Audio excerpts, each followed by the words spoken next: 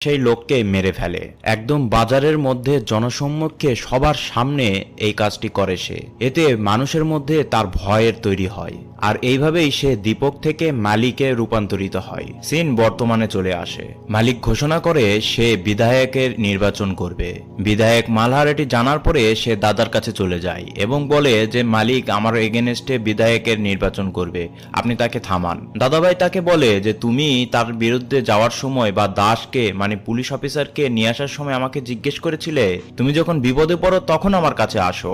এখন আমার ডিসিশন হচ্ছে আমি দুই দিকেই আছি, তুমি লড়াই করো, লড়াই করে যে জিতবে সে আমার লোক। দাদাভাইও জানতো না যে মালিক নির্বাচন করবে, সেও নিউজ পেপারে জেনেছে এটি। বিধায়ক মালহার দাদাকে বলে যে দাদাভাই আপনি হয়তো জানেন না, মালিকই একদিন আপনাকে শেষ করবে, বলে বালহার সেখান থেকে চলে আসে।